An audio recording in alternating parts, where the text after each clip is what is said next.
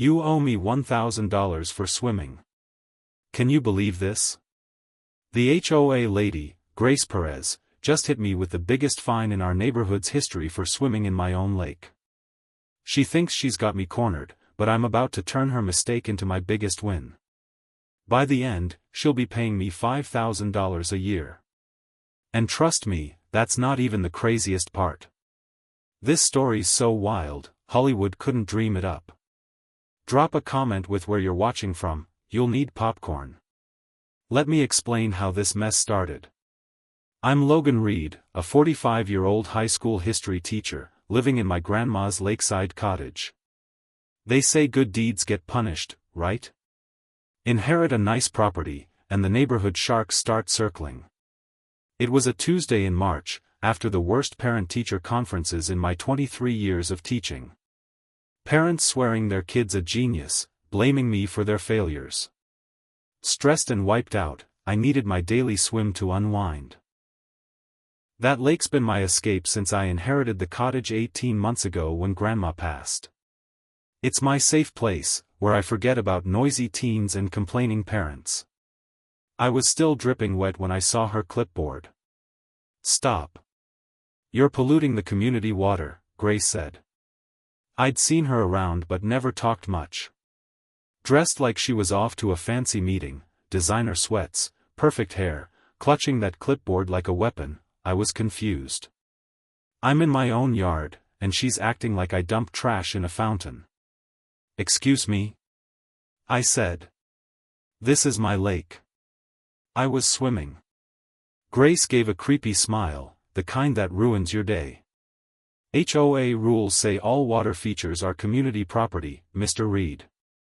You're breaking Environmental Code 15C, swimming causes chemical runoff. She waved a gadget that supposedly tested water pollution. It felt like I'd stepped into a world where swimming in your own lake was a crime. Then she dropped it, $1,000 fine, plus $150 daily until you comply. $1,000 for swimming? I waited for a joke, but she was serious. Her hands shook as she wrote the fine, and I noticed a pawn shop tag on her fancy purse. Her phone buzzed, "Final notice," and she declined it, looking stressed. "This is a mistake," I said, staying calm. "My family's owned this lake since 1923. I have the deed." But Grace walked off, smirking. Some folks think owning property means they can pollute. We've had pet owner issues before. Her tone gave me chills. That night, I couldn't sleep. Something felt wrong. My teacher instinct screamed she was trouble. I dug into HOA rules, environmental laws, and property rights. Then I found a news article from 3 years ago, 3 dogs die from HOA chemical poisoning. My dog Buddy's name was there, with 2 others, killed by accidental runoff. Grace, HOA president, defended the necessary project. It hit me, Buddy's death wasn't an accident. I remembered that awful week. Vet visits, $4,200 in bills, holding Buddy as he died in pain. Grace had killed him, and now she was after my lake. I called Detective Luis Wilson at 11:45 p.m. Luis, my dad's old partner and like family, said, "I never forgot Buddy's case, Logan. It wasn't accidental. Your dad would want justice for his grandson." By 6 a.m., he had dirt. Grace had $75,000 in gambling debt, her house in foreclosure, needing $52,000 fast. She was hitting pricey properties with fake fines. My lakefront cottage was her jackpot. The next morning, I caught Grace outside my fence at 6:30 a.m., on her phone, "The teacher won't be trouble much longer. Handle it by Friday." She saw me, hung up, and waved with that creepy smile. What was she planning? Luis arrived with a thick file on Buddy's case, evidence dismissed years ago. "Grace is a desperate gambler," he said, showing her debts, $75,000 to casinos, $28,000 in medical bills, and a foreclosure notice. She was targeting rich homeowners. My property was the prize. Her harassment got wild. Day 1, $400 for noise from swimming. Day 2, $550 for my grandma's 1962 dock being a hazard. By day 7, I had $3,000 in fake fines. She kept showing up with her fake testing gadget. Neighbors spoke up. Tom got fined $1,100 for his truck, Maria, $800 for a wreath, Frank, $950 for his garden. Grace racked up $22,000 in 8 weeks, scaring everyone. Emily, the HOA treasurer, met me secretly. A single mom needing her job for insurance, she was scared but said, Grace stole $38,000 through fake vendor invoices to a shell company. Her proof, bank records, forged forms, was solid. Grace even used playground funds for gambling. Louisa's plan was simple, get her to confess on tape. She'll slip thinking she's won. Louisa's plan was to catch Grace confessing on tape. Desperate people mess up when they think they've won, he said. Call her, sound defeated, say you want a deal. It felt risky, but Louise knew how gambling addicts chase easy wins. 3 days later, I called Grace, sounding broken. I can't afford more fights, Grace. Can we settle privately? She was thrilled, her voice practically purring. Finally, someone who gets environmental responsibility, Mr. Reed. Come to my house tomorrow to talk settlement. Louise wired me up to record everything. Grace's house looked perfect outside, fresh paint, neat lawn, but a foreclosure notice was taped to her kitchen window. She'd set up a business-like meeting, papers spread on her dining table, that fake testing gadget on display. Her hands shook worse than ever, and she kept checking her phone like she expected big news. Glad we can settle like adults, she said, but her eyes had a predatory glint. Your lake causes environmental issues for the community. A 50-50 access deal would help everyone. She wanted half my lake based on fake violations. I stayed calm, playing defeated. I keep thinking about Buddy, I said, watching her. Her mask slipped, and something cruel flashed in her eyes. That dog polluted the water, she snapped. Irresponsible owners risk the neighborhood. I had to take extreme measures. There it was, her confession to killing Buddy, caught on tape. She kept going, admitting to creative funding through HOA resources, basically, stealing money. She was too worked up to realize what she'd said. Louise stepped out from behind my car, handcuffs ready. You're under arrest for fraud, embezzlement, and harassment, he said. Grace went from confident to panicked in seconds, screaming about entrapment as the cuffs clicked on. For the first time since Buddy died, I felt justice was close. But as the police car drove off with Grace, I saw a black sedan with out-of-state plates follow it.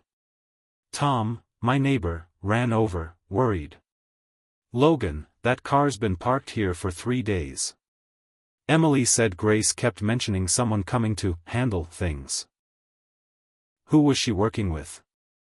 Why were they still watching me? I thought Grace's arrest would end this nightmare. I was wrong. The community meeting the next evening was a war zone.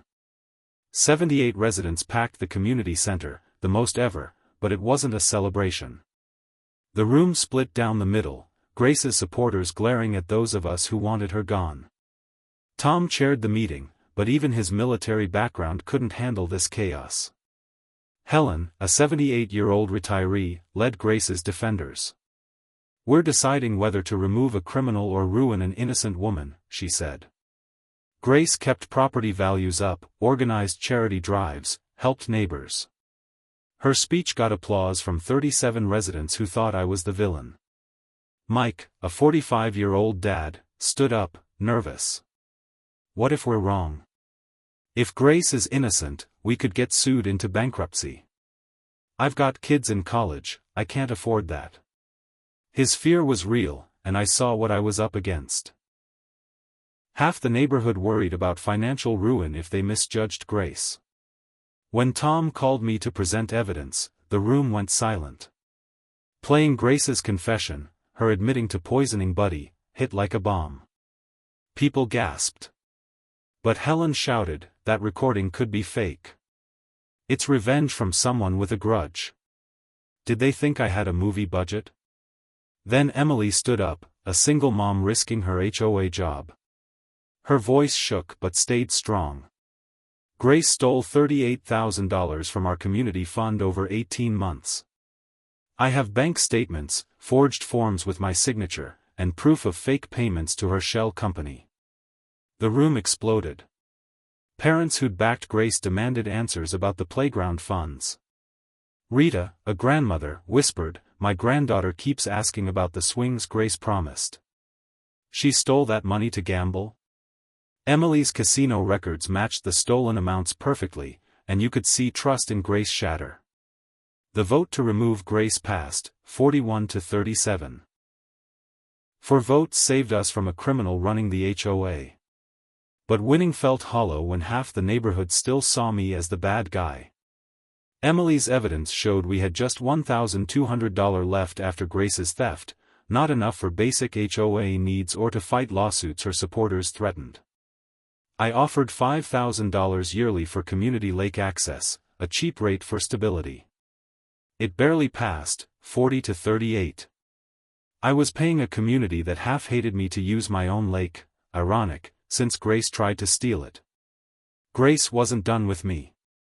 Within 48 hours of her arrest, 12 parents at my school demanded I be fired, calling me unstable for harassing Grace.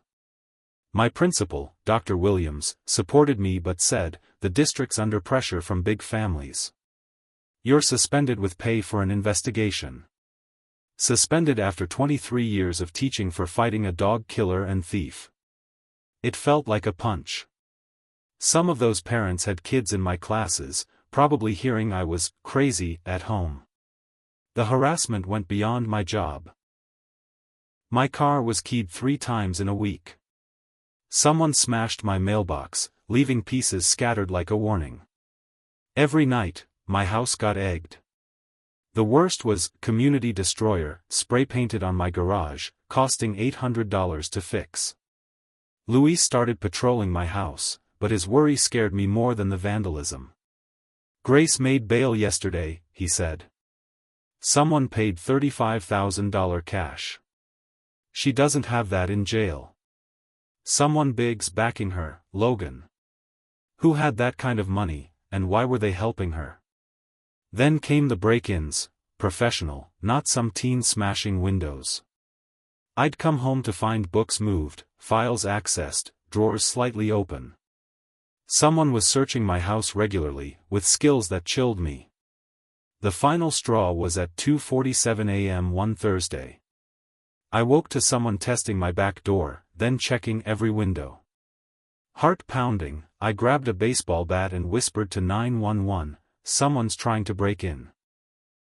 Police arrived 15 minutes later, but the intruder was gone, leaving muddy footprints to my lake's edge, then nothing, like they vanished into the water. Tom showed me security footage the next day, a figure in scuba gear coming out of my lake at 3:15 a.m., moving around my house for 20 minutes, then slipping back into the water. "Logan, who has underwater skills like that?" he asked. "This is military-level stuff. What are they looking for?" Grace's lawyer was slick, expensive suit, no conscience, painting her as a desperate widow in court. He called her a victim of medical bills and gambling addiction, not a predator.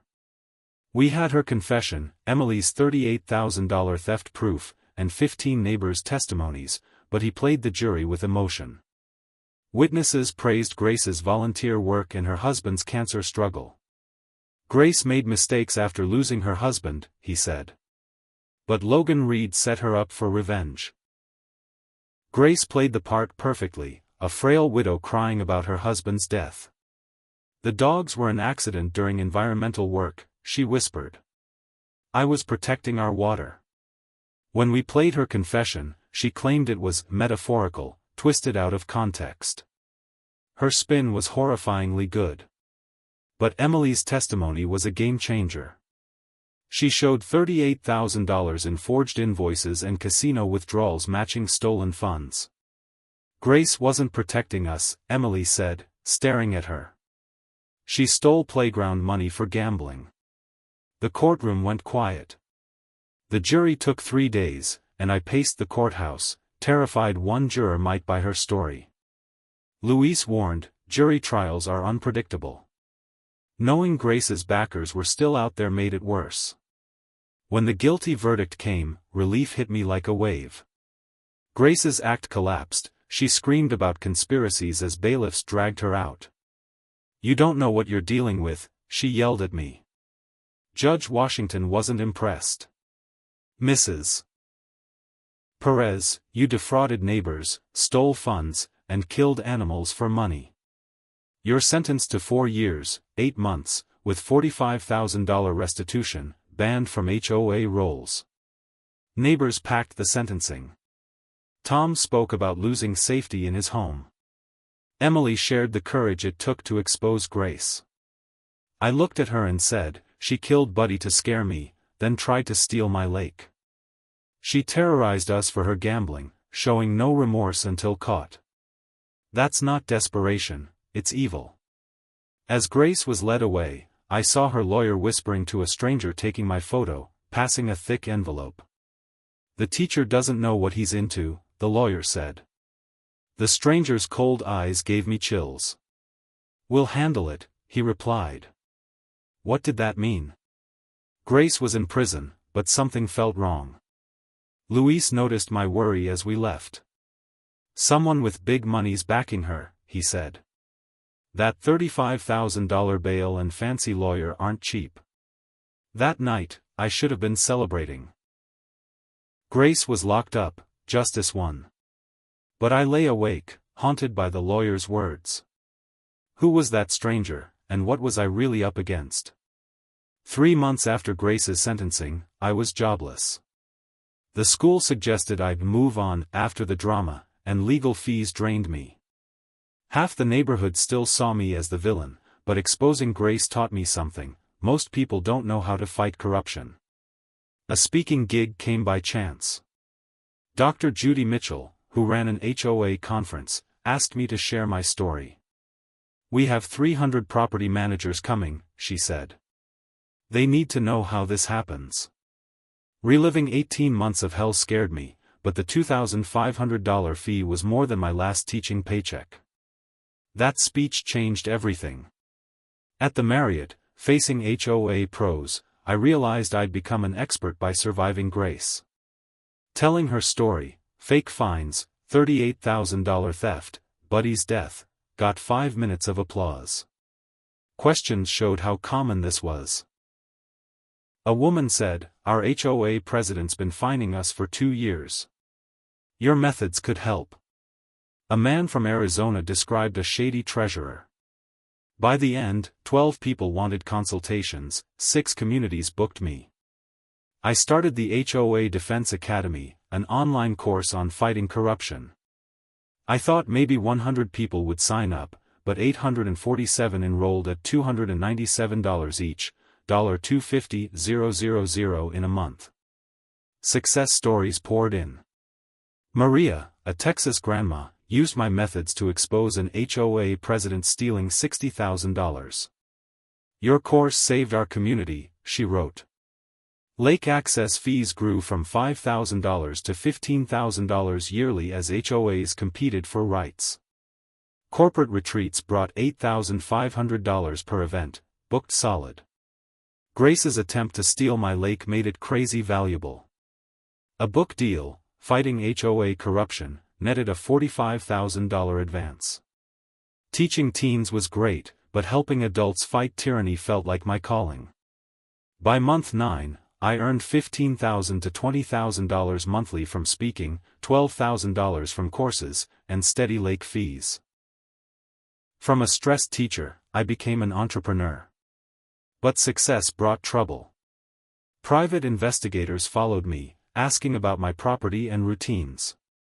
Luis checked them, Nevada PIs for asset recovery firms, costing $500 to $1,000 daily. Someone thinks you have something valuable, he warned. Surveillance grew, photographers tracked my life, my trash, my meetings. After a Chicago speaking trip, I found someone had lived in my house, slept in my guest bed, used my shower, rifled my office. Luis's team found fingerprints, DNA, and signs of removed surveillance gear. This is federal level, he said. Maybe witness protection. Then Grace called from prison, 2 years into her sentence, sounding broken. I targeted your property for a reason, she said. There's something under your lake worth killing for. Men in suits offered to clear my debts and pay $50,000 to make you sell. They threatened my kids if I failed. I poisoned Buddy because they threatened my daughter. Her words hit like ice. She wasn't alone, someone bigger wanted my land for mineral deposits worth millions. They're still after you, Logan, she whispered. They'll find another way. Luis got the FBI involved.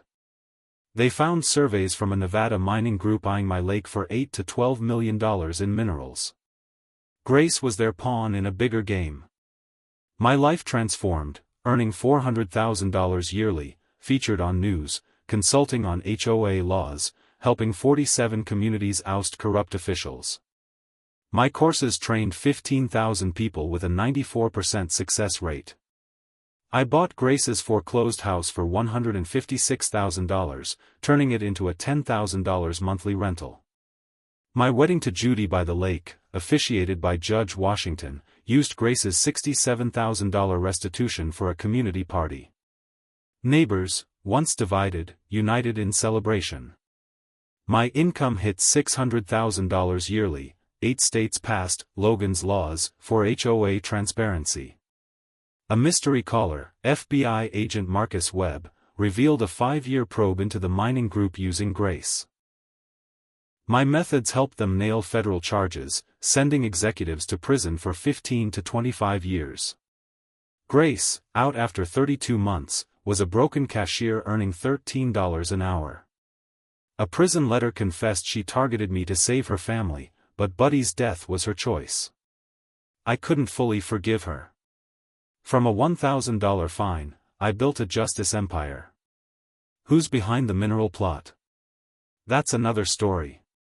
Like if you're Team Justice. This is Echo Stories, catch you next time.